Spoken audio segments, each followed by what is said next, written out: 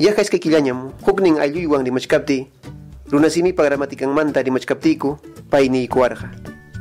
Wasimi, wasipaj, wasijina, sapajkama rimaymi kanku, huknirajkama rimaymi kanku, nispan. Ñuqallataq niykurqani, manam chaynachu, manam sapajkama rimaychu, manam hukniraqchu kanku. Huk simillam, huk rimayllam. Chay rimaytam runasimip gramatikampi ninku sapin nispa. Chay sapichanmantam hatin sufijo nisqa.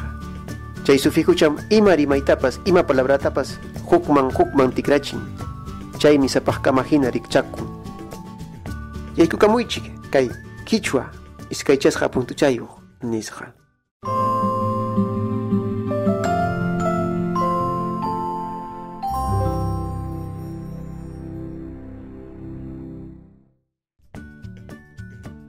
En el video de la semana pasada comenté sobre las características principales que tiene el quechua.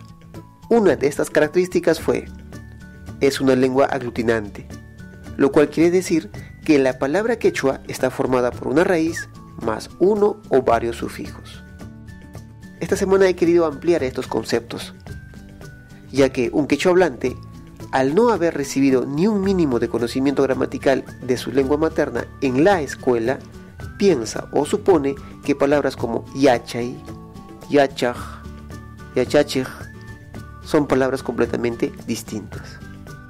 Pero antes de definir qué es una raíz, qué es un sufijo, es necesario conocer primero una partícula del habla, que en los estudios de gramática es conocida como morfema.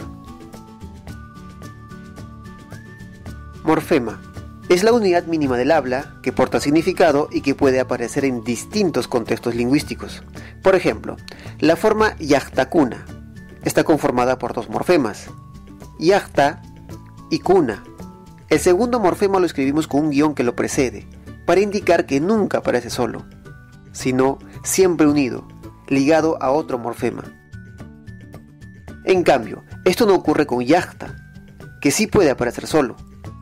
Por esto, a morfemas como kuna se les llama morfemas ligados, y a aquellos de la clase de yachta se les llama morfemas libres. En quechua tiene especial importancia una clase de morfemas ligados que se llaman sufijos, llamados así porque siempre siguen a otros morfemas. Por ejemplo, en runakunapaj encontramos un morfema libre, runa, y dos ligados, o sufijos, kuna y paj. En Jilhachkani, estoy escribiendo, ocurren tres morfemas ligados, Jilja, Chka y Ni.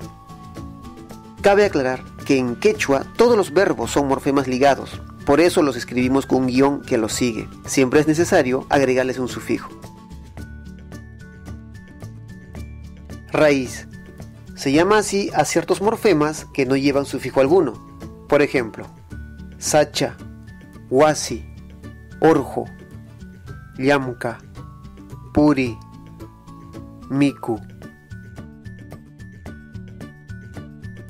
Ahora, las raíces en quechua se clasifican en 4 categorías: sustantivos, verbos, ambivalentes y partículas.